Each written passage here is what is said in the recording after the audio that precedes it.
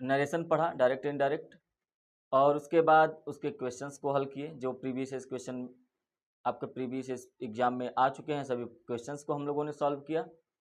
उसके बाद हम लोगों ने सब्जेक्ट वर्ब कॉनकॉर्ड सॉल्व किया, और सब्जेक्ट वर्ब कॉनकॉर्ड से रिलेटेड जितने भी प्रीवियस क्वेश्चंस आए हैं आज तक एग्जाम में, वो भी मैंने आप लोगों को सॉल्व करा के प्लेलिस्ट में ऐड कर दिया है, आप लोग देख सकते हैं। इस क्लास में हम लोग पढ़ने वाले हैं डिटरमाइनर्स, ठीक है। तो बिल्कुल पेशेंस के साथ ध्यान से समझिए, एक बार सुनेंगे तो आपको सारी चीज़ें क्लियर हो जाएंगी। अगर कोई आपको डाउट रहता है तो इसके बाद की क्लास में हम लोग पढ़ेंगे आर्टिकल। क्या पढ़ेंगे? आर्टिकल। ध्यान रखिएगा, आर्टिकल इस क्लास में मैं ऐड नहीं कर रहा हूँ, आर्टिकल अगले क्लास में पढ़ेंगे। तो अगर आपको इस क्लास से कोई डाउट होगा तो आप कमेंट कर दीजिएगा, आपका रिप्लाई मैं दे दूंगा, ठीक है। चलिए अब बिना देर करते हुए स्टार्ट करते हैं। सबसे पहले देखिए यहाँ पर जो दिया गया है वो है डिटरमाइनर्स। डिटरमाइनर्स होता क्या है? A determiners is a word or a group word that specifies, identifies and quantifies a noun or a noun phrase. Noun के क्वांटिफाइज मतलब नाउन, कोई भी नाउन है उसकी नंबर कितनी है, उसकी क्वांटिटी कितनी है। तो इसके लिए हम लोग जो भी वर्ड का यूज करते हैं वो हमारा यूज होता है डिटरमाइनर्स। डिटरमाइनर्स का यूज हम लोग नाउन की संख्या को, नाउन की मात्रा को बताने की जो है कोशिश करते हैं। और यहाँ पर बहुत सारे क्वांटिफायर्स दिए गए हैं, एक एक क्वांटिफायर्स को, एक एक डिटरमाइनर्स को हम लोग पढ़ेंगे अच्छे से और समझेंगे कि किसका यूज कहाँ पर करते हैं। जैसे यहाँ पर सबसे पहले हम लोग देख लेते हैं कौन कौन से जो यहाँ पर ये जो नाउन यूज हो रहे हैं, डिटरमाइनर्स यूज हो रहे हैं वो कौन कौन से हैं। पहले है यूज्ड विथ काउंटेबल। काउंटेबल मतलब यहाँ पर जितने भी डिटरमाइनर्स दिए गए हैं, many, several, each, every, either, neither, few, both, half और नंबर ऑफ, ये सभी किसके साथ यूज होते हैं? काउंटेबल के साथ यूज होते हैं, ठीक है। इसके बाद यूज्ड विथ अनकाउंटेबल। अब मैंने स्टार्टिंग में आपको बताया कि ये सभी किसके साथ यूज होंगे? नाउन के साथ या नाउन फ्रेज के साथ यूज होंगे। तो काउंटेबल क्या होगा? नाउन ही होगा। तो यहाँ पर जो ये लिखे गए ये सभी के सभी काउंटेबल नाउन के साथ यूज होते हैं, और यहाँ पर जो लिखे गए ये सभी अनकाउंटेबल नाउन के साथ यूज होते हैं। और कुछ ऐसे डिटरमाइनर्स होते हैं जो काउंटेबल और अनकाउंटेबल दोनों के साथ यूज होते हैं, जैसे some, any, all, no, none, enough. ये काउंटेबल अनकाउंटेबल दोनों के साथ यूज होते हैं। आगे देखेंगे पोजेसिव। पोजेसिव में my, our, your, his, her, their, whose, my friends, मतलब फर्स्ट ऑफ एस का जो यूज होता है पोजेसिव में नाउन के साथ, उसका भी यूज हम लोग पढ़ेंगे। डेमोन्स्ट्रेटिव पढ़ेंगे, दिस, दैट, दिस, दोज के विषय में पढ़ेंगे, किसका यूज कहाँ पर करना है। प्री डिटरमाइनर्स का यूज करेंगे, मतलब such, what, rather, quite, both, half और डबल, इन सब का भी यूज पढ़ेंगे। उसके बाद डिफरेंशिएटर, अदर्स और another, articles a and the, इसको हम लोग नेक्स्ट क्लास में पढ़ेंगे, इस बात को ध्यान रखना है, ठीक है। तो यहाँ पर स्क्रीन पे जितने भी दिए गए हैं ये सभी हम लोग इसी क्लास में पढ़ने वाले हैं, और एक एक को पढ़ेंगे। बिल्कुल ध्यान से, पेशेंस के साथ ध्यान से सुनिए, ठीक है। और ये मेरी गारंटी है कि जब आप बोर्ड पेपर देने जाएंगे तो वहां से ग्रामर पोर्शन का जो पार्ट है वो इस क्लास से बाहर नहीं जाएगा, अगर डिटरमाइनर से क्वेश्चन बनता है तो। और इसके अलावा भी डिटरमाइनर्स को आपको, आपके पास जानकारी होना बहुत जरूरी है। चलिए सबसे पहले हम लोग पहला जो है देखेंगे वो है सम। सम का मतलब क्या होता है? सम का मतलब होता है कुछ। ये जो सम है इसका जो यूज होता है वो अफर्मेटिव सेंटेंस में होता है। मैं जो बता रहा हूं उसको ध्यान समझिए। सम का यूज अफर्मेटिव सेंटेंस में होता है, और दूसरा काउंटेबल और अनकाउंटेबल दोनों नाउन के साथ होता है। मतलब सम शुगर भी कह सकते हैं, सम वाटर भी कह सकते हैं, और सम पेन्स भी कह सकते हैं, सम बुक्स भी कह सकते हैं। मतलब नाउन जो होगा वो काउंटेबल भी हो सकता है, अनकाउंटेबल। तो लेकिन किस सेंटेंस में? अफर्मेटिव सेंटेंस होना चाहिए। सम का यूज हमने कहा बताया? अफर्मेटिव सेंटेंस में। उसी तरीके से एनी होता है। एनी का जो यूज है वो अफर्मेटिव सेंटेंस में नहीं होता है, बल्कि किस में होता है? निगेटिव और इंट्रोगेटिव सेंटेंस में होता है। किस में होता है? निगेटिव और इंट्रोगेटिव सेंटेंस में हम लोग करते हैं किसका? एनी का यूज। ध्यान रखना कि ये भी काउंटेबल और अनकाउंटेबल दोनों नाउन के साथ यूज होते हैं। चाहे वो काउंटेबल हो चाहे वो अनकाउंटेबल हो, दोनों के साथ हम लोग यूज करते हैं एनी का। तो आपने सम और एनी के विषय में क्या देखा कि ये दोनों जो है काउंटेबल और अनकाउंटेबल नाउन के साथ यूज होते हैं। और दूसरी बात ये कि जो सम होता है वो अफर्मेटिव सेंटेंस में और जो एनी होता है वो निगेटिव और इंट्रोगेटिव सेंटेंस में यूज होते हैं। इसका मतलब ये कि सम का यूज आप निगेटिव में नहीं कर सकते हैं। देखिए मैं जो आपको यहाँ पे बता रहा हूँ, आप क्लास 10th में है, 9th में है, तो आपको बस इतना ही जानना है, इससे ज्यादा जानने की जरूरत है ही नहीं, क्योंकि हर एक रूल के कुछ ना कुछ एक्सेप्शंस होते हैं। अभी मैं बता रहा हूं कि सम का जो यूज है अफर्मेटिव सेंटेंस में, तो आप अपने दिमाग में बस इतना रखिए सम का यूज अफर्मेटिव सेंटेंस में करना है। इसका एक्सेप्शन होता है, निगेटिव में भी होता है, इंट्रोगेटिव में भी होता है। एनी का भी यूज हम लोग अफर्मेटिव और इंट्रोगेटिव में कर सकते हैं, तो उससे नहीं मतलब है। यहाँ पे मैं जो बता रहा हूँ बस उतना ध्यान रखिए। आपको ये ध्यान में बिल्कुल नहीं रखना है कि इसका एक्सेप्शन भी होता है, कोई टीचर और बता रहा है, नहीं, एक्सेप्शन पर ध्यान ही नहीं देना है। आप अभी हाई स्कूल में हैं, हाई स्कूल में एक्सेप्शंस अलाउ नहीं है, आपको एक्सेप्शंस जानना ही नहीं है। बात समझ में आया होगा। तो इसलिए सम का यूज अफर्मेटिव सेंटेंस में, एनी का यूज आपका कहाँ पे करेंगे हम लोग, निगेटिव और इंट्रोगेटिव सेंटेंस। बस क्लियर। अब ध्यान रखना है कि सम का जो यूज है, ध्यान से देखिए, सम का जो यूज है वो इंट्रोगेटिव में हम लोग कर सकते हैं। कब करेंगे? जब हम जवाब जो है हाँ की उम्मीद में रखते हो। अगर आप कुछ पूछ रहे हैं और आपको ये उम्मीद है कि अगला जो व्यक्ति वो हाँ में रिप्लाई देगा, तो आप इंट्रोगेटिव सेंटेंस में कर सकते हैं। और मैंने इसको इसलिए नोट में बता दिया क्योंकि एग्जाम में एक बार क्वेश्चन ये आया है, मेरे आंख के सामने पड़ा है, इसलिए मैंने आपको यहाँ पे मेंशन कर दिया है। जैसे आपको यहाँ पे do you have some food, do you have some food, तो यहाँ पर यस या नो का रिप्लाई आ सकता है, इसलिए आप सम का यूज कर देंगे। लेकिन क्या यहाँ पे अगर हम एनी का यूज कर दें तो कोई दिक्कत नहीं है। बात समझ में आया? ठीक है। दोनों में डिफरेंस ये होता है कि सम जो होता है वो पॉजिटिव थिंग को लेकर चलता है और एनी जो होता है वो नेगेटिव थिंग को लेकर चलता है। इसलिए एनी का यूज जो होता है इंट्रोगेटिव अगर आप कर रहे हैं तो आपका रिप्लाई लगभग ना के बराबर होता है। इसलिए सम का यूज आप पॉजिटिव सेंस में करते हैं, बस ये समझिए। आइए कुछ एग्जाम्पल्स को समझते हैं। जैसे यहाँ पे लिखा हुआ I have read some books, इस सेंटेंस को ध्यान से देखिए।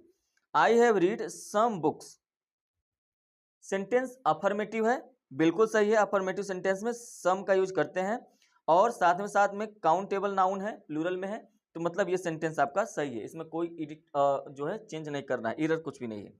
नेक्स्ट सेंटेंस देखिए, ये आपका इंट्रोगेटिव सेंटेंस है। तो इंट्रोगेटिव में हम लोग एनी का यूज करते हैं, अभी मैंने बताया। तो यहाँ पे देखिए कहाँ ये एनी का यूज हुआ है, बिल्कुल सेंटेंस आपका जो है इंट्रोगेटिव सेंटेंस है, इसलिए एनी का यूज होगा। They have not, negative sentence है, मतलब एनी का यूज होना चाहिए, एनी का यूज हुआ है, बिल्कुल सही है, क्योंकि इसके बाद नाउन चाहे प्लूरल हो, सिंगुलर हो, प्लूरल ही होता है, लेकिन काउंटेबल हो कि अनकाउंटेबल हो कोई फर्क नहीं पड़ता है। आपको पता है कि दोनों में से कुछ भी यूज हो जाए, बस ये ध्यान रखना है कि काउंटेबल में सिंगुलर नहीं यूज करना है। आगे देखिए, you have invited some friends to party, affirmative sentence है, अफर्मेटिव सेंटेंस में सम का यूज हुआ है, कोई दिक्कत नहीं है, सभी सेंटेंस सही है। आगे बढ़ते हैं मच और मेनी में। देखिए मच और मेनी, मच जो होता है वो क्वांटिटी को दिखाता है, मच क्वांटिटी को दिखाता है, और जो मेनी होता है वो दिखाता है नंबर को। ध्यान से सुनिए, मच क्वांटिटी को दिखाता है और मेनी नंबर को दिखाता है। और मच और मेनी इन दोनों का यूज इंट्रोगेटिव सेंटेंस में या तो निगेटिव सेंटेंस में करेंगे, मतलब अफर्मेटिव सेंटेंस में इनका यूज नहीं करना है। तो अपने दिमाग में ये रखिएगा, एक्सेप्शन तो नहीं जाना है, ध्यान रखना है कि मच और मेनी का यूज हमको निगेटिव सेंटेंस या इंट्रोगेटिव सेंटेंस में करना है, अफर्मेटिव सेंटेंस में नहीं करना है। ध्यान समझिए, अगर अफर्मेटिव सेंटेंस में आ गया तो, क्योंकि मच का भी मतलब होता है बहुत और मेनी का भी मतलब होता है बहुत या कई, लेकिन हमको अफर्मेटिव सेंटेंस में यूज करना होगा, तो क्या करेंगे? तो जैसे आपको स्क्रीन पे दिख रहा है कि अफर्मेटिव सेंटेंस आए तो मच के जगह पे आप अ lot of, plenty of, a great number of का यूज कर सकते हैं, और मेनी की जगह पे आप अ lot of, plenty of, a great deal of, इस सब का यूज कर सकते हैं। बात समझ में आया? मतलब अफर्मेटिव सेंटेंस में आप इन सब का जितने भी लिखे गए हैं सब का मतलब होता है बहुत या ज्यादा या कई, ठीक है। तो अफर्मेटिव सेंटेंस में मच और मेनी की जगह पे इन सब का यूज करना है, लेकिन निगेटिव और इंट्रोगेटिव सेंटेंस में आपको मच और मेनी का यूज करना है। अगर मच आया है तो उसके बाद जो नाउन आएगा वो क्या होना चाहिए, क्वांटिटी को दिखाने वाला होना चाहिए, और नंबर आया है तो मेनी का यूज होगा। चलिए कुछ एग्जांपल की हेल्प से समझते हैं इसको। देखिए यहाँ पे सेंटेंस लिखा गया है, he has not learned many poems. देखिए मेनी आया है, मेनी के बाद पोएम्स आया है, प्लूरल है, मतलब बिल्कुल सही है। लेकिन यहाँ पर एक चीज ध्यान रखना है कि सेंटेंस निगेटिव में होना चाहिए, निगेटिव या इंट्रोगेटिव, निगेटिव में है मतलब यहाँ पे मेनी का यूज सही है। अफर्मेटिव में नहीं होना चाहिए मच और मेनी। दूसरा है were there many dogs, many के बाद डॉग्स आया है, नंबर्स दिखा रहा है, कई सारे डॉग्स हैं, तो ये भी सही है। और मेनी का यूज या तो निगेटिव या तो इंट्रोगेटिव, इंट्रोगेटिव सेंटेंस है, सही है। Does your cow give much milk, much के बाद अनकाउंटेबल नाउन आया है, क्वांटिटी को दिखाया जा रहा है, और ये इंट्रोगेटिव सेंटेंस है मतलब इसका यूज सही हुआ है। We have not negative sentence है तो मच या मेनी, तो यहाँ पे देखिए मच का यूज हुआ है, क्यों, क्योंकि मनी जो होता है वो अनकाउंटेबल होता है, और अनकाउंटेबल होता है तो मच का यूज करेंगे, इसलिए यहाँ पे ये भी सेंटेंस सही है क्योंकि निगेटिव सेंटेंस है ना। देखिए ध्यान से फिर समझ लीजिए, मच का यूज क्वांटिटी को दिखाने के लिए, मतलब इन द सेंस कि आप अनकाउंटेबल नाउन के साथ मच का यूज करते हैं और काउंटेबल नाउन के साथ मेनी का यूज करते हैं। आगे है have you read many books. अब देखिए यहाँ पे हैव आया है पहले, मतलब इंट्रोगेटिव सेंटेंस है, तो मच या मेनी का ही यूज होगा। बुक्स जो होता है वो काउंटेबल होता है, इसलिए मेनी का यूज हुआ है, बिल्कुल सही है। Yes I have read a lot of books, ये सेंटेंस क्या है, अफर्मेटिव सेंटेंस है। हाँ, आई have read a lot of books, मैंने कई किताबें पढ़ी हैं। यहाँ पर था कि have you read many books, क्या तुमने बहुत सारी किताबें पढ़ी हैं, तो इंट्रोगेटिव सेंटेंस था तो मेनी का आपने यूज किया, लेकिन आपने कहा कि यस हाँ मैंने बहुत सारी किताबें पढ़ी हैं, तो अब यहाँ पे क्या है, अब यहाँ पे आपका ये अफर्मेटिव सेंटेंस है, इसलिए अफर्मेटिव सेंटेंस में से आप इनमें से कुछ भी यूज कर सकते हैं। आप यहाँ पे अ लॉट ऑफ, प्लेंटी ऑफ, है ना, ये सब का यूज कर सकते हैं, कोई फर्क नहीं पड़ता है, इस बात को ध्यान में रखना। लेकिन यहाँ पर अगर आपने मेनी का यूज किया तो सेंटेंस में एरर आ जाएगा। अगला है does your cow give much milk. अब ये इंट्रोगेटिव सेंटेंस है तो मच का यूज हुआ है, अनकाउंटेबल नाउन होता है मिल्क, तो बिल्कुल सही है, इसमें क्या फर्क पड़ता है। लेकिन लिखा है नो, नहीं, my cow gives a lot of milk, ये अफर्मेटिव सेंटेंस है, नो कॉमा देने के बाद ये अलग हो गया, ऐसा मत सोचिए कि नो मतलब निगेटिव सेंटेंस, नहीं। पहले क्वेश्चन किया गया कि does your cow give much milk, क्या तुम्हारा जो गाय है वो बहुत ज्यादा दूध देती है, तो आपने कहा नहीं, सेंटेंस नहीं वाला पार्ट खत्म हो गया। फिर आपने कहा कि my cow gives a lot of milk, आप कह रहे हैं कि मेरी जो गाय है वो बहुत ज्यादा दूध देती है, अफर्मेटिव सेंटेंस है इसलिए अ लॉट ऑफ का यूज हुआ है। इसके जगह पे आप plenty of, a great deal of का भी यूज कर सकते हैं। उम्मीद है कि मच और मेनी के जो है रूल्स आपको समझ में आए होंगे। आगे बढ़ते हैं, ईच और एवरी। क्या आया है, ईच और एवरी। ईच का जो यूज होता है ना, ध्यान से समझेंगे तो आपको चीजें समझ में आएंगी। ईच का जो यूज होता है two and more than two, मतलब ईच का जो यूज होता है वो दो के लिए भी होता है, दो से अधिक के लिए भी होता है। अभी मैं बताता हूं, ध्यान समझिए।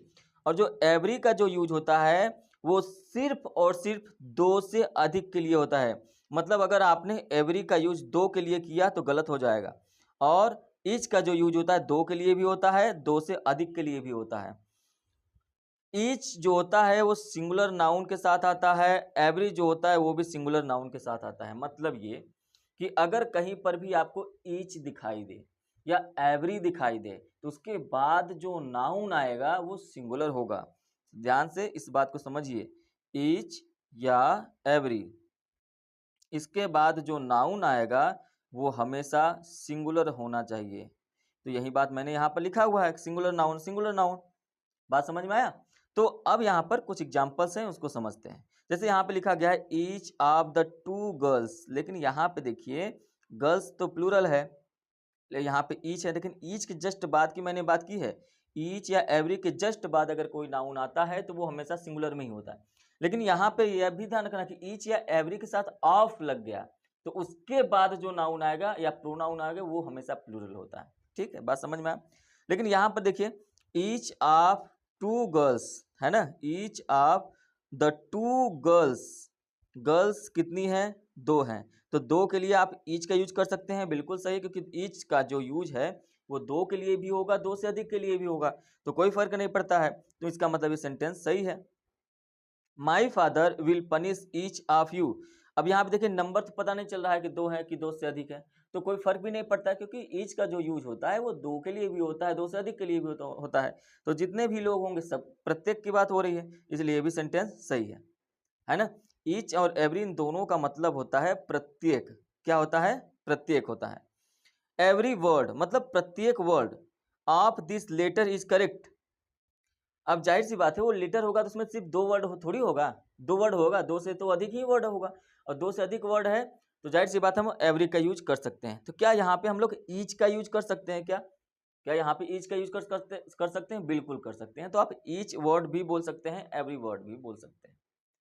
ईच वर्ड बोलने पर एक समस्या हो जाएगी, हो सकता है कि 2 वर्ड हो, ठीक है। मान लीजिए कोई लेटर लिखा गया, 2 ही वर्ड लिखा गया है, वो भी दोनों गलत हैं, तो ये ऐसा सेंटेंस आप बोल सकते हैं कि each word of this letter is correct, मतलब इनकरेक्ट। तो आप ऐसे भी बोल सकते हैं। बात समझ में आया? तो ईच का जो यूज होगा वो 2 के लिए भी होगा, लेकिन 2 से अधिक है तो आप ईच एवरी दोनों का यूज कर सकते हैं, ठीक है। और इनके बाद अगर जस्ट कोई नाउन आता है तो वो सिंगुलर ही होता है, और वर्ब इनके साथ तो हमेशा सिंगुलर ही होता है। ईच एवरी के साथ जो वर्ब आएगा वो हमेशा सिंगुलर होगा। अब मैं वर्ब की बात इसलिए ज़्यादा नहीं करूंगा क्योंकि इसके पहले हमने जो है चैप्टर पढ़ा है सब्जेक्ट वर्ब कॉनकॉर्ड, वहां पर हमने सब्जेक्ट और वर्ब के विषय में आपको बहुत ही अच्छे तरीके से बताया हुआ है। आप उस क्लास को देखिए, आपको सारी चीज़ें समझ में आ जाएंगी, ठीक है। तो यहाँ पर हम लोग वर्ब की टेंशन नहीं लेंगे, हमको बस ये देखना है कि नाउन कौन सा आ रहा है, सिंगुलर आ रहा है, प्लूरल आ रहा है, और इन लोगों का यूज सेंटेंस में करेंगे, अफर्मेटिव में, निगेटिव में, इंट्रोगेटिव में, कहाँ पर यूज करते हैं, ठीक है। He knows every boy. अब यहाँ पे बॉयज क्यों नहीं है? अगर आपने बॉयज किया तो सेंटेंस गलत, क्योंकि नाउन इसके बाद अगर आया है तो वो हमेशा सिंगुलर में होगा, इसलिए बॉय है, बिल्कुल सेंटेंस सही है। इच स्टूडेंट्स नहीं होगा, अगर आपने इच स्टूडेंट्स किया तो सेंटेंस गलत हो जाएगा, क्योंकि ईच और एवरी के बाद जो नाउन आएगा वो हमेशा सिंगुलर होना चाहिए, ठीक है। आई मेट इच टीचर्स अगर आपने किया तो सेंटेंस गलत हो जाएगा, टीचर ही होगा। एवरी स्टूडेंट, एवरी स्टूडेंट कहाँ गया? Must wear a uniform. Every student बिल्कुल नाउन सिंगुलर है, प्रोनाउन सिंगुलर है, तो सही है। ईच या एवरी के बाद जस्ट बाद अगर कोई नाउन आता है तो वो हमेशा सिंगुलर होता है, इस बात का आप ध्यान रखेंगे। आगे क्या है? She goes to gym every day. देखिए एवरी के बाद डे आया है, एवरी डे मतलब प्रतिदिन जाता है, प्रत्येक दिन जा रहा है, इसका मतलब अगर आपने यहाँ पे डेज कर दिया तो ये सेंटेंस आपका गलत हो जाएगा, इसलिए आपको सिर्फ डे ही रखे रहना है। समझ में आई बात? आगे देखिए, अब जो मैंने आपको पहले बताया था उसको, उसके अकॉर्डिंग कुछ रूल्स हैं, उसको ध्यान से समझ लीजिए। ईच के बाद नाउन आएगा, बिल्कुल सही है। एवरी के बाद नाउन आएगा, बिल्कुल सही है। ईच ऑफ और नाउन आएगा, ये भी बिल्कुल सही है। ध्यान से देखिए मैंने क्या बताया कि ईच के बाद अगर नाउन आ गया तो सही है, मतलब आप अगर लिख रहे हैं कि ईच बॉय, क्योंकि ये सभी नाउन क्या होंगे? नाउन हमेशा सिंगुलर ही होगा, नाउन हमेशा क्या होगा? सिंगुलर होगा, ठीक। तो ईच बॉय सही है, एवरी बॉय सही है, इसके बाद भी नाउन आया, सही है। और अगर आपने ईच ऑफ और बॉय किया तो ये भी सही है, अब ये बॉयज हो जाएगा। लेकिन अगर आपने एवरी के साथ ऑफ लगाकर कोई नाउन लगा दिया तो ये गलत हो जाएगा। एवरी के साथ नहीं होता है, क्योंकि एवरी सिर्फ और सिर्फ एडजेक्टिव होता है, एवरी प्रोनाउन होता ही नहीं है। अब ये नाउन क्या होता है, प्रोनाउन होता क्या होता है, आप क्लास 10th में आपको पता है, नहीं पता है तो बेसिक से मैंने पढ़ाया हुआ है, आप क्लास को अटेंड करके सीख लीजिए कि नाउन क्या होता है, प्रोनाउन क्या होता है, ठीक है। हालांकि जो मैं इसमें बता रहा हूँ आपके एग्जाम के लिए बस इतना ही जरूरी है, बस उतना ही पढ़िए, ठीक है। नेक्स्ट रूल पे चलते हैं। नेक्स्ट रूल पे देखिए लिखा हुआ है, अगर कभी भी किसी सेंटेंस में क्या आ जाए तो आप कहेंगे कि ऑल आ जाए। क्या आ जाए? ऑल, ठीक है। ऑल आ गया, ऑल के बाद द आ जाए, माई आ जाए, आवर आ जाए, योर आ जाए, दियर आ जाए, तो इसके बाद जो नाउन आएगा, इसके बाद जो नाउन आएगा वो कैसा रहना चाहिए? अनकाउंटेबल नाउन रहना चाहिए, ठीक है। अभी मैं समझा रहा हूं इस बात को। अगर कभी भी आल आया तो उसके बाद द, माई, आवर, योर आया, ठीक है, तो उसके बाद आपको काउंटेबल नाउन भी आएगा, लेकिन ये काउंटेबल नाउन कैसा होना चाहिए? ये काउंटेबल नाउन प्लूरल होना चाहिए। कैसा होना चाहिए? प्लूरल होना चाहिए। बात समझ में आया होगा? नहीं समझ में आया? फिर समझिए। कभी भी अगर किसी भी सेंटेंस में ऑल आया, उसके बाद द आ गया कि all the boys, all the girls, all my parent, all my houses, तो ऑल के बाद अगर द आ जाए, माई आ जाए, योर आ जाए और उसके बाद अगर नाउन आने की बात हो तो नाउन अनकाउंटेबल आ जाए, सही है। ऑल के बाद द या माई, आवर, योर, उसके बाद कोई अनकाउंटेबल नाउन आ जाए, सही है। लेकिन अगर अनकाउंटेबल नाउन की जगह पे कोई काउंटेबल नाउन आ रहा है तो वो हमेशा प्लूरल में होना चाहिए। एग्जाम्पल की मदद से समझने की कोशिश करते हैं। जैसे we have all the time in the world, we have, all आया है, ऑल के बाद द आया और उसके बाद टाइम, अनकाउंटेबल नाउन, बिल्कुल सही है, we have all the time, ये सेंटेंस सही है। ऑल द स्टूडेंट्स, लेकिन ऑल के बाद देखिए द आया, लेकिन यहाँ पे स्टूडेंट होता तो गलत, स्टूडेंट्स काउंटेबल नाउन आएगा तो प्लूरल ही होना चाहिए, तो ये भी सेंटेंस क्या हो गया, सही हो गया। ऑल के बाद आया है माई, माई के बाद लाइफ, लाइफ अनकाउंटेबल नाउन है, अनकाउंटेबल नाउन आ सकता है इसलिए सही है। ऑल योर, योर आया है ऑल के बाद, फ्रेंड्स आया है, अब ये फ्रेंड्स तो काउंटेबल है, तो काउंटेबल एक दो नहीं लिखना है आपको, हमेशा प्लूरल में ही लिखना है, इसलिए फ्रेंड्स के लिए हम लोग क्या यूज करेंगे, प्लूरल यूज कर देंगे नाउन। बात समझ में आया कि अनकाउंटेबल नाउन आएगा ऑल के बाद, सही है, लेकिन ऑल के बाद अगर काउंटेबल नाउन आ रहा है तो प्लूरल में होना चाहिए, यही आपका एरर आपको ध्यान में रखना है। नेक्स्ट रूल पे चलते हैं, बोथ को सीख लेते हैं कि बोथ, बोथ जैसे आपने अभी पढ़ा ना, आल के साथ द, माई, आवर, योर, दियर, हर, उसी तरीके से बोथ के लिए भी रूल वही होता है कि बोथ का मतलब क्या होता है, दो या दोनों, तो बोथ के साथ भी अगर द आ जाए, आवर आ जाए, योर आ जाए, हर आ जाए, दियर आ जाए, तो उसके बाद जो नाउन आएगा अनकाउंटेबल नहीं आएगा, क्योंकि यहाँ पे दो की बात होती है और दो तो हमेशा प्लूरल होता है, इसलिए यहाँ पर जो नाउन आएगा वो हमेशा काउंटेबल के साथ साथ प्लूरल भी होगा। उम्मीद है कि बात समझ में आई होगी। इसीलिए यहाँ पे मैंने लिख दिया है कि फॉर टू ऑब्जेक्ट, दो चीजों के लिए हम लोग बोथ का यूज करते हैं। बोथ द किड्स, यहाँ पे अगर आपने किड बस लिखा होता तो सेंटेंस क्या हो जाता है, गलत हो जाता है। बोथ माई कार्स, सेंटेंस सही है, ये भी सेंटेंस सही है। बोथ दिल्ली एंड आगरा, दोनों सही है, दो की बातें हो रही है तो ये भी सही है। अब देखिए सब में वर्ब प्लूरल होगा, क्योंकि दो की बात होगी तो सब्जेक्ट आपका प्लूरल हो ही जाएगा, तो वर्ब की बात हम यहाँ पे नहीं करेंगे। बोथ द टीम्स, बिल्कुल सही है। अब आप कहेंगे सर कि टीम तो अनकाउंट कलेक्टिव नाउन होता है, कलेक्टिव नाउन में कैसे, अरे भाई आप ये बताइए कि अगर इंडिया और पाकिस्तान दो टीम की मैच हो रही है तो टीम कितने हैं, दो है ना, तो टीम्स अलग अलग हो गए, इसलिए टीम्स की बात हो रही है, तो इसमें क्या दिक्कत है, बात समझ में आया, ठीक है।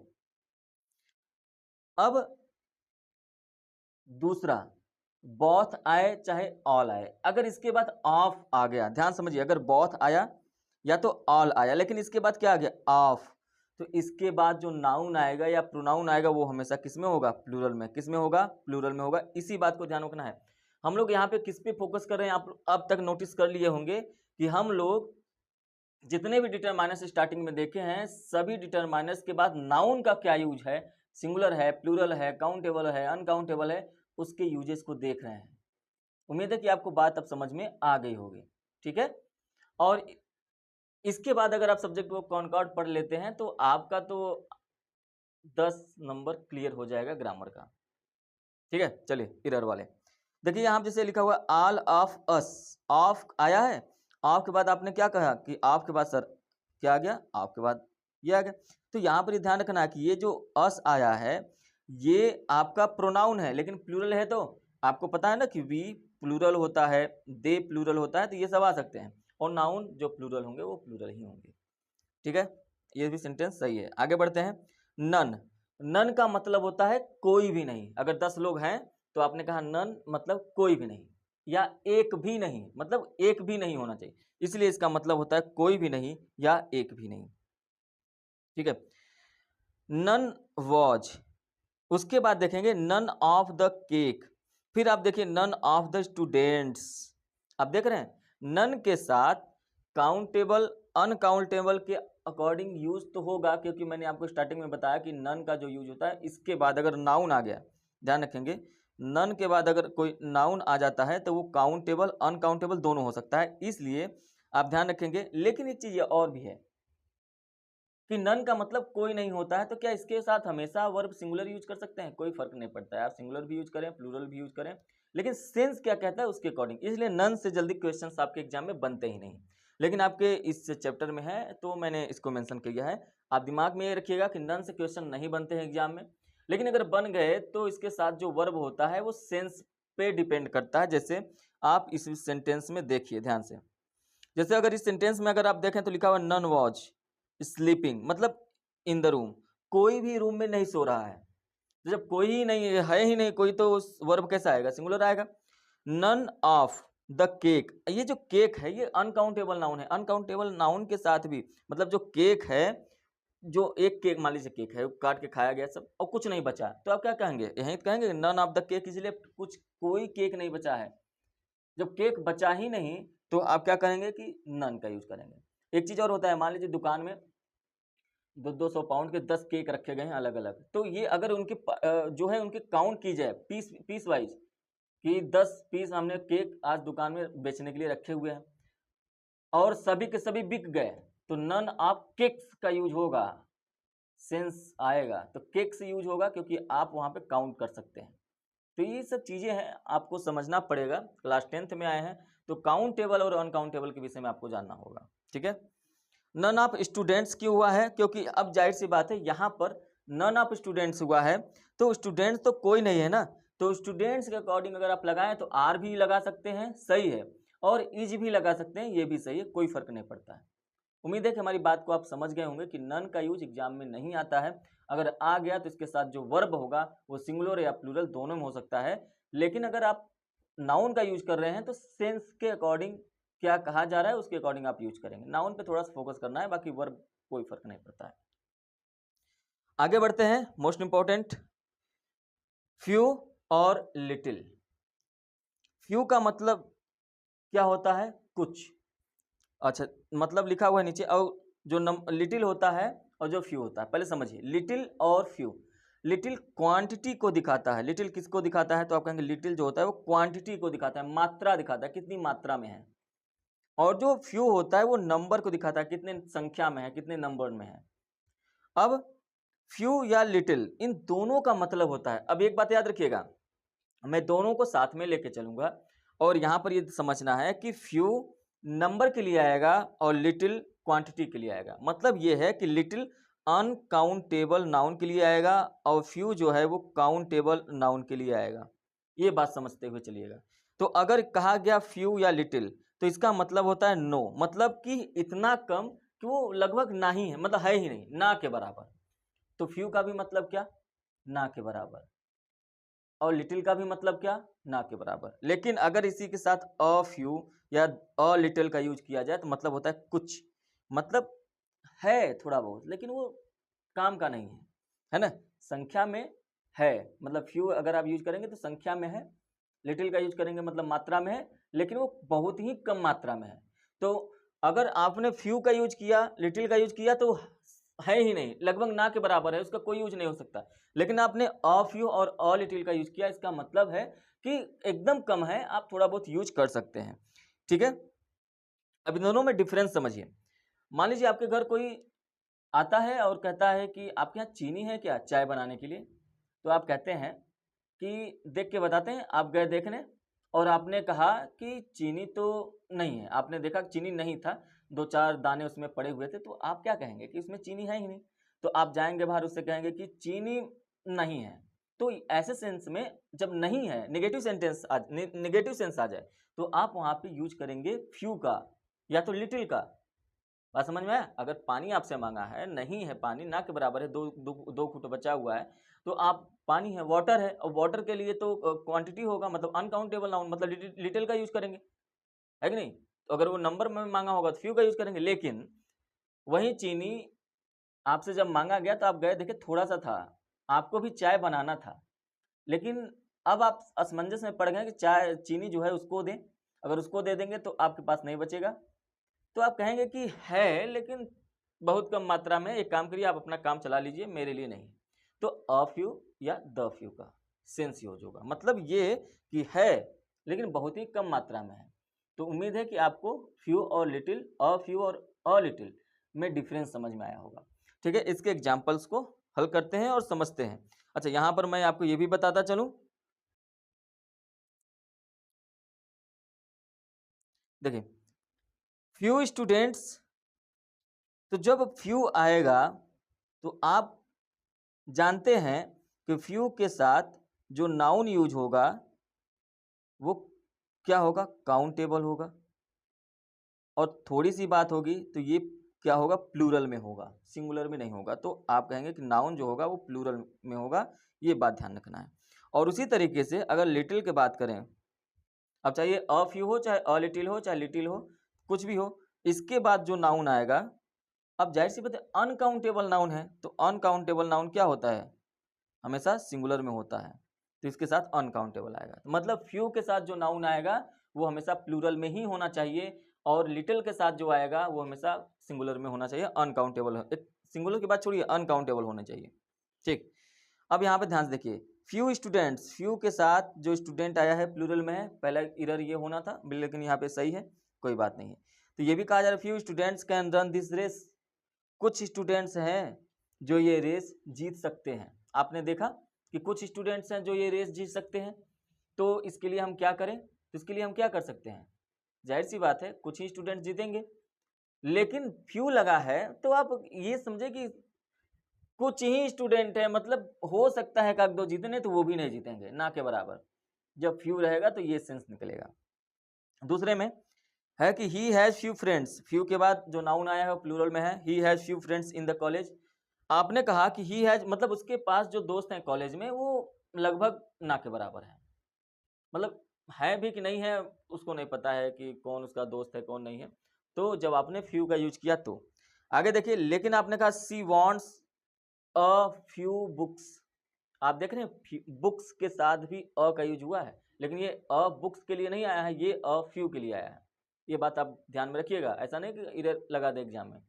अ फ्यू बुक्स का मतलब होता है कि उसके पास जो बुक है वो सी वांट्स, मतलब वो चाहती है, कुछ किताबें चाहती है, मतलब कुछ मिल जाए एक दो किताब तो उसका काम चल जाए, इसलिए यहाँ पे कहा जाए अ फ्यू बुक्स। लेकिन अगर यहीं पे सिर्फ फ्यू बुक्स होता तो इसका मतलब वो किताब चाहती है, चाहे आप दो चाहे मत दो, नहीं मिलेगा तो भी कोई दिक्कत उसको नहीं। आगे देखिए, द फ्यू वर्ड्स है he spoke were full of wisdom, तो ही के साथ फ्यू के साथ आपके जो नाउन आए हैं वो प्लूरल में है, बिल्कुल सही है। इसी तरीके से आप फ्यू फ्रेंड्स, ही है सिंसियर, उसके जो कुछ दोस्त हैं वो क्या है, सिंसियर है। आप देख रहे हैं, आप अपने समझ जाएंगे कि फ्यू है तो नेगेटिव सेंस मतलब मतलब ना के बराबर, लेकिन अ फ्यू है तो मतलब है थोड़ा बहुत।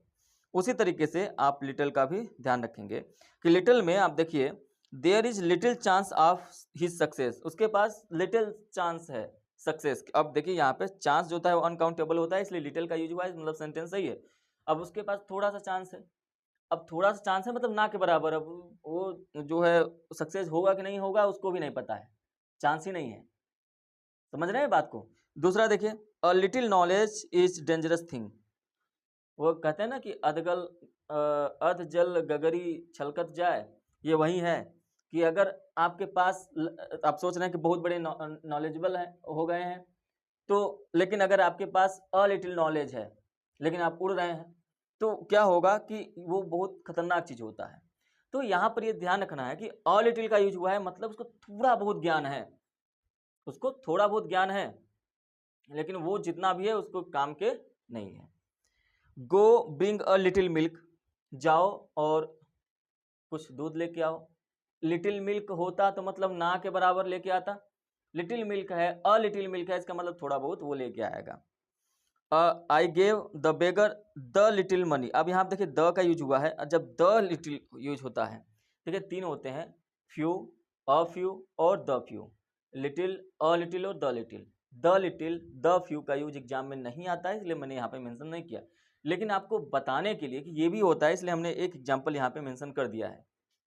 इसको आपको समझना ऐसे है कि मतलब इतना रहता है, जैसे मान लीजिए पहला जब आपको चीनी लेने आया था व्यक्ति, तो आप पहले आपने क्या कहा, पहले आपने ये कहा कि हमारे यहाँ चीनी लगभग ना के बराबर, आप गए देखें आप कह दिए नहीं है, फ्यू हो गया या लिटिल हो गया। लेकिन जब दोबारा आया लेने तो आपके पास इतना था कि आप भी नहीं बना सकते हैं, और वो उसको दे देंगे तो वो बना लेगा, लिटिल हो गया या फ्यू हो जाएगा। लेकिन द का मतलब ये है कि इतना है कि वो तो चाय बना लेगा लेकिन आप भी उस दिन बना सकते हैं। बात समझ रहे हैं। तो ये लगभग पॉजिटिव में चला जाता है कि है ठीक ठाक। तो इसलिए द का यूज यहाँ पे आप कर सकते हैं। तो द का यूज आप दिमाग से निकाल दीजिए, नहीं आएगा एग्जाम में। आगे बढ़ते हैं। अब बारी आती है दिस दैट दिस दोज। किसकी बारी आती है? This that this those. तो इसको थोड़ा सा ध्यान से समझिए। दिस और दैट ये दोनों सिंगुलर काउंटेबल नाउन होते हैं। सॉरी, दिस और दैट ये दोनों जब भी आते हैं तो इनके बाद जो नाउन आएगा वो नाउन सिंगुलर और काउंटेबल होना चाहिए। दीज और दोज ये दोनों के बाद जो नाउन आएगा वो प्लूरल में होना चाहिए। अपने दिमाग बस ये रखिए कि जो नाउन आ रहा है दिस और दैट के बाद नाउन सिंगुलर आना चाहिए, दीज और दोज के बाद नाउन प्लूरल आना चाहिए। क्लियर है? और सेंस ये कहता है कि जब दिस और दीज, कौन से? दिस और दीज ये दोनों हो तो इसका सेंस जो निकलता है वो नजदीक निकलता है। अगर आपने कहा दीज बुक्स आर माइन, ये मेरी किताबें हैं, तो दीज आया है इसलिए वो ऐसा फील आप करें कि वो आपके पास ही है, नजदीक है। बात समझ में आया? तो वो नजदीक होता है। इसी तरीके say that cow is mine, तो दैट मतलब हो जाता है दूर। तो दैट और दोज जो होता है ये दोनों हमेशा दूरी को दिखाते हैं। ठीक है? दिस और दीज नजदीकी को दिखाते हैं, दैट और दोज दूरी को दिखाते हैं। उम्मीद है कि आपको ये छोटी सी बात समझ में आ गई होगी। तो चलिए इसके बेस्ट एग्जाम्पल करते हैं और ध्यान समझते हैं। तो ध्यान समझिए, देखिए यहां पर लिखा गया है दिस स्टूडेंट, तो दिस के बाद जो नाउन आया है वो सिंगुलर आया है, बिल्कुल सही है। और दैट के बाद जो नाउन आया है वो भी सही है, सिंगुलर में है। दीज के बाद जो नाउन आया है वो प्लूरल में है, बिल्कुल सही है, प्लूरल होना चाहिए। दोज के बाद जो नाउन आया है वो प्लूरल में आया है, एस लगा हुआ है यहाँ पर भी सही है। मतलब ये इरर तो नहीं है कि इनके बाद जो नाउन आया है वो प्लूरल में है, सिंगुलर है, इसका ध्यान में आपको रखना है। और दूसरी चीज, ये नजदीक है कि दूर? अगर दिस और दीज है तो नजदीक हो जाएगा, और दैट और दोज है तो वो दूर हो जाएगा। This student is my brother, यह जो छात्र है वो मेरा भाई है, आपके पास ही होगा। दैट काउ इज माइन, वो जो गाय है वो मेरा है, तो वो दूर है, इसलिए आप क्या कर रहे हैं कि आप बता रहे हैं कि वो मेरा है। दीज बुक्स आर आवर्स, ये हावर्स नहीं आवर्स होगा। दीज बुक्स आर आवर्स, ये हमारी किताबें हैं। नजदीक में 10-12 किताबें रखी हुई, आप कह रहे हैं कि दीज बुक्स आर आवर्स, ये हमारी किताबें हैं। फिर आपने कहा दोज फ्लावर्स आर ब्यूटीफुल, वो जो फूल है ना, जो ब्यूटीफुल फूल है और फ्लावर है, तो आप दूरी को दिखाने के लिए दोज का यूज करेंगे, नज़दीकी को दिखाने के लिए दीज का। लेकिन दीज और दोज ये दोनों प्लूरल के लिए यूज होते हैं, दिस और दैट सिंगुलर के लिए। आगे बढ़ते हैं और अनदर का यूज करते हैं। अनदर का मतलब होता है एक और। ठीक है? एक और। अब यहीं पर अगर आपको दिखाई दे रहा होगा तो आप यहां पर भी देखिए कि अदर का भी मतलब होता है कोई और या तो दूसरा। इन दोनों में थोड़ा सा डिफरेंस होता है, उस बारीकी को आपको समझना पड़ेगा। देखिए पहले तो इंग्लिश में आपको ग्रामर में क्या समझना है, ये समझना है कि जब भी अनदर आता है तो उसके साथ जो नाउन आएगा वो सिंगुलर होना चाहिए, काउंटेबल होना चाहिए। सिंगुलर और काउंटेबल, अच्छा आप कहेंगे कि सर सिंगुलर और काउंटेबल, अगर अनकाउंटेबल होगा वो भी तो सिंगुलर होगा। अनकाउंटेबल तो अनकाउंटेबल होता है, उसमें क्या सिंगुलर और प्लूरल? अनकाउंटेबल तो हमेशा सिंगुलर होता है। लेकिन जब आपका अनदर आए ना तो उसके बाद अगर कोई नाउन आ रहा है तो वो नाउन हमेशा सिंगुलर होना चाहिए, अनकाउंटेबल नहीं होना चाहिए, ना तो प्लूरल होना चाहिए, वो सिंगुलर होना चाहिए और उसे आप काउंट कर सके एक। आई नीड अनदर पेन, देखिए ये जो पेन आया है ना, अगर आप इसके जगह पे पेन्स कर देंगे तो ये क्या हो जाएगा? गलत, पेन्स नहीं होगा, पेन्स नहीं होना है, क्योंकि अनदर के बाद जो नाउन आएगा वो सिंगुलर में होना चाहिए। अनदर के बाद ग्लास आया है, सिंगुलर में है। अनदर के बाद चांस आया है, ये सिंगुलर में है। अनदर के बाद आवर आया है, ये सिंगुलर में है। इस बात को आप ध्यान में रखिएगा। ठीक है? किसी को भी प्लूरल नहीं बनाना है। और इसका मतलब क्या होता है? एक और। आई नीड अनदर पेन, मुझे एक और पेन चाहिए या मुझे एक और पेन की जरूरत है। Can I have another glass of water, क्या मुझे एक और ग्लास पानी मिल सकता है। ही वॉन्ट्स अनदर चांस, वो एक और चांस चाहता है। तो इस तरीके से आप सेंस तो निकाल ही लेंगे कि इस अनदर का मतलब एक और होता है। ठीक है। लेकिन इसके बाद जो नाउन आएगा वो सिंगुलर में होना चाहिए, काउंटेबल होना चाहिए, ध्यान रखेंगे। आगे बढ़ते हैं। और है अदर। अदर का मतलब होता है दूसरा या कोई और, दूसरा या कोई और। जैसे आप ध्यान रखना कि इसके बाद जो नाउन आएगा वो अनकाउंटेबल नाउन होना चाहिए और या तो प्लूरल काउंटेबल होना चाहिए। जब आप कह रहे थे, ध्यान समझिए, जब आप कह रहे थे एक और, तो सिंगुलर के लिए आपने अनदर का यूज किया, लेकिन अगर नाउन प्लूरल आ जाए तो या अनकाउंटेबल आ जाए तो आपको अदर का यूज करना है, दूसरा या कोई और। यही दोनों में बारीकी होता है, ये दोनों में अंतर होता है। इसका मतलब ये आपको ये समझना है कि अगर एक और या कोई और या दूसरा, इसका सेंस आपको लगाना है तो आप अनदर या अदर का यूज करेंगे। लेकिन अनदर का यूज आप करेंगे तो इसके बाद जो नाउन आएगा ना, वो नाउन हमेशा सिंगुलर होना चाहिए, वो भी काउंटेबल। लेकिन अनकाउंटेबल आ गया तो अदर का यूज करिए, प्लूरल नाउन आ गया तो अदर का यूज करिए। जैसे I have other books to read, books plural में है तो आपने अदर का यूज किया। अगर आपने यहाँ पे अनदर का यूज कर दिया तो क्या हो जाएगा, गलत हो जाएगा। Do you have any other questions, देखिए प्लूरल में है, अदर का आपने यूज किया है, सही है। अनदर आप यूज करते हैं तो गलत हो जाता है। ठीक है, आगे बढ़ते हैं और इस रूल को ध्यान से समझिए। अदर के कुछ रूल्स हैं, उसको आप ध्यान से समझिए।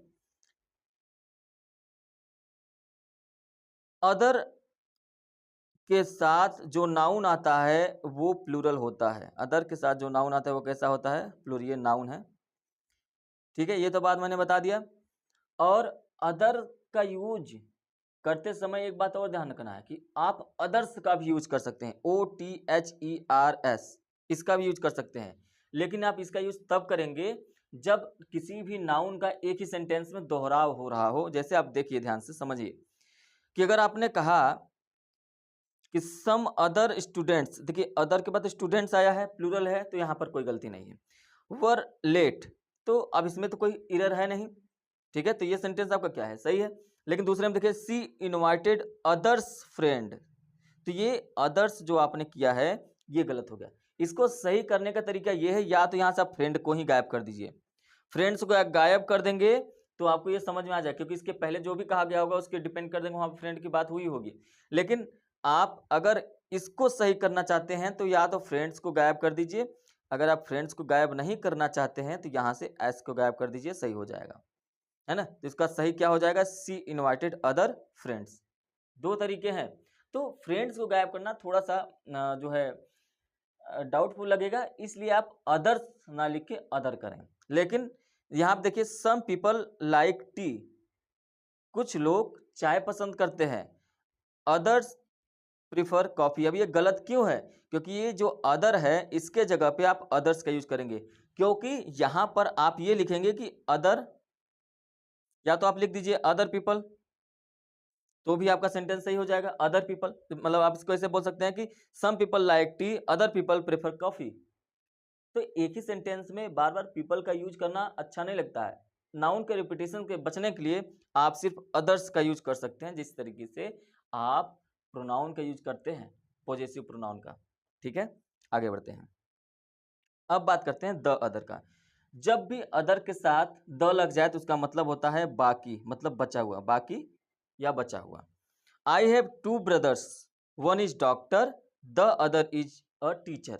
आई हैव टू ब्रदर्स, मेरे दो भाई हैं, वन इज अ डॉक्टर, एक डॉक्टर है, और जो बाकी है एक बचा हुआ है, वो मेरा भाई जो है वो टीचर है। इसीलिए आपने द अदर का यूज किया। आप यहाँ पे क्या अदर्स का यूज कर सकते थे, तो अदर्स के साथ तो आपको नाउन यूज करना पड़ेगा, और यहाँ पे वर्ब यूज करना पड़ रहा है, इसलिए आप द अदर का यूज करेंगे। She took one bag and give me the others, बैग कर लीजिए इसको। She took one bag and gave me the other, मतलब उसने एक बैग लिया और मुझे दिया जो बचा हुआ था। उसने बैग लिया और जो बचा हुआ था वो मुझे दिया। इस तरीके से सेंस आप निकालेंगे। तो इस तरीके से आपको यहाँ पे सेंस निकालना, द अदर्स एग्जाम में क्वेश्चन नहीं आता है, लेकिन क्वेश्चन आता है तो अदर्स से और अदर्स से अनदर से। अब बढ़ते हैं सच की ओर। देखिए जब भी आपको सच का यूज करने के लिए मिले तो सच के बाद आपको एक आर्टिकल के रूप में अ लगाना है हमेशा। सच के बाद एक आर्टिकल आएगा उसके बाद एडजेक्टिव को मैंने ब्रैकेट में इसलिए रखा हुआ है कि एडजेक्टिव आए या ना आए उससे फर्क नहीं पड़ता है, एडजेक्टिव आ भी सकता है और नहीं भी आ सकता है, लेकिन उसके बाद आपका नाउन आएगा। देखिए जैसे सी इज सच आया है, सच के बाद क्या आया है बिल्कुल सही है, फिर एडजेक्टिव आ गया, सही है, नाइस गर्ल, ठीक है। आप इस सेंटेंस को ऐसे भी लिख सकते थे, सी is such a girl.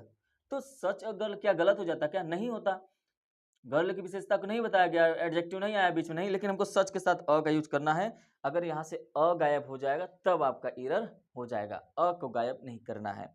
Such a beautiful house, ये एडजेक्टिव है, आया है, ठीक है। सच एन इंटरेस्टिंग मूवी, देखिए इंटरेस्टिंग क्या है, एडजेक्टिव है, मूवी आपका नाउन है, एन आया है। अब एन तो अ या एन दोनों में से कोई भी यूज कर सकते हैं ना, इंटरेस्टिंग ई आया है इसलिए इसके अकॉर्डिंग आपका एन आया है। सच अ फूल, अब यहाँ पे ध्यान रखेंगे कि यहाँ पे एडजेक्टिव नहीं आया है तो कोई बात नहीं, नहीं आया है तो नहीं लिखना है, इसलिए हमने ब्रैकेट में। तो इस स्ट्रक्चर को आपको ध्यान रखना है, जब भी सच आए तो ध्यान रखना है इस बात को। अब आप कहेंगे सर क्या इतना ही है क्या सच?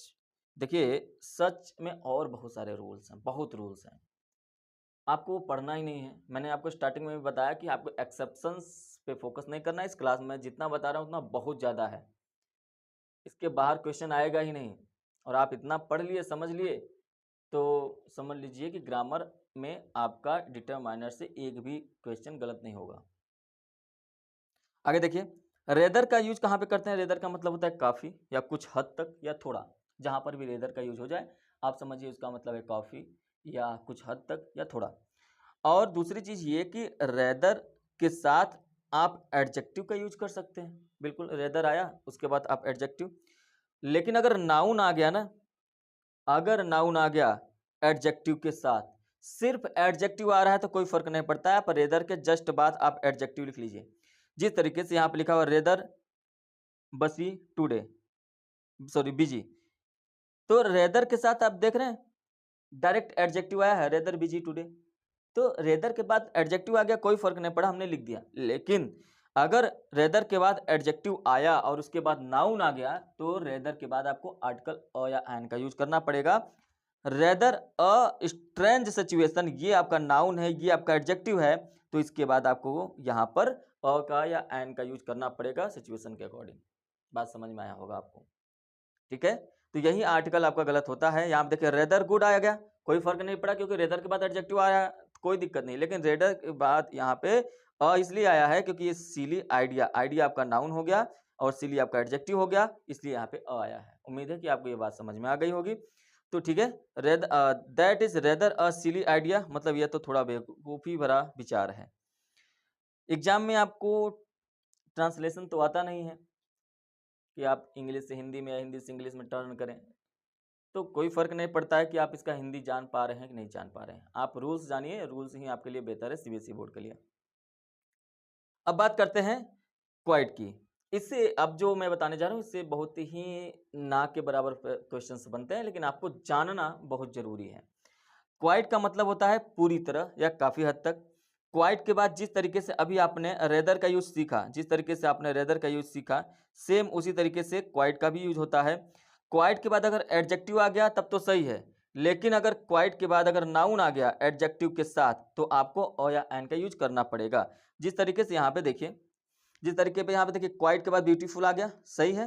क्वाइट के बाद जेंटलमैन आ गया, लेकिन यहाँ पे देखिए क्या है, आ गया। अब क्या करेंगे, सेंटेंस सही है गलत है, तो आप कहेंगे सही है, कोई फर्क नहीं पड़ता। अब यहाँ पे क्वाइट के साथ एडजेक्टिव आ गया, सही है।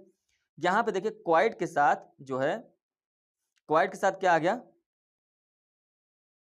एक मिनट एक मिनट, क्वाइट के साथ क्या आ गया, तो आप कहेंगे क्वाइट के साथ एक्सपीरियंस आ गया, लेकिन एन का यूज तो हमने किया।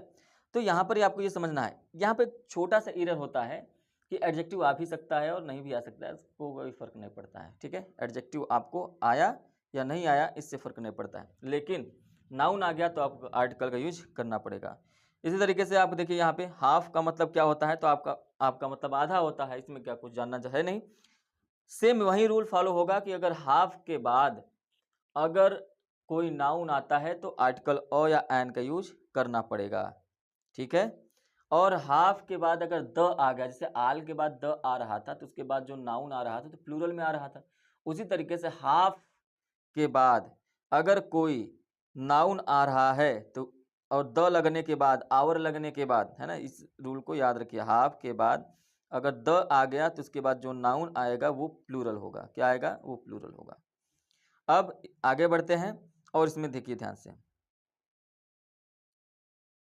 हाफ का ये थोड़ा सा रूल जो है, 1 मिनट यहाँ पर आ गया है, इसको मैं एडजस्ट कर देता हूँ यहाँ पर, ठीक है, इसको इरेज करके यहाँ पे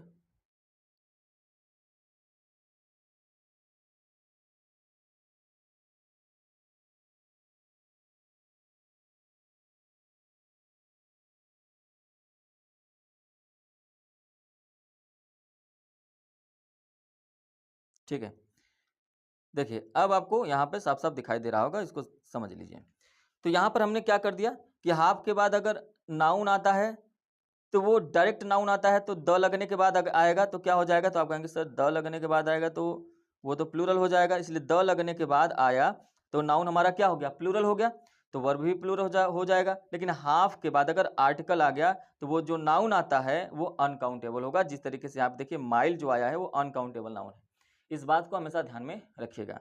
नेक्स्ट, ये इंपॉर्टेंट रूल है, इसको आप बिल्कुल ध्यान में रखेंगे कि अगर कभी भी सो आ जाए, एज आ जाए, टू आ जाए, हाउ आ जाए, तो इसके बाद एडजेक्टिव आएगा, फिर अ या एन आर्टिकल आएगा, फिर नाउन आएगा। जिस तरीके से आप पढ़ते जाइए इस क्वेश्चन में, देखिए यहाँ पे लिखा हुआ सो, तो सो के बाद क्या आएगा, एक एडजेक्टिव बिल्कुल आ गया।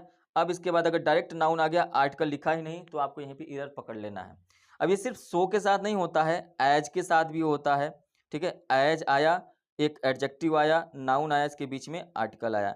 टू के साथ भी यही होता है, लेकिन अगर टू के साथ सिर्फ एडजेक्टिव आके छूट जाए तो कोई फर्क नहीं पड़ता है, लेकिन आपको ये रूल ध्यान रखना है कि टू के बाद एडजेक्टिव आया, नाउन आया, तो इनके बीच में एक आर्टिकल आएगा अ या एन, ठीक है।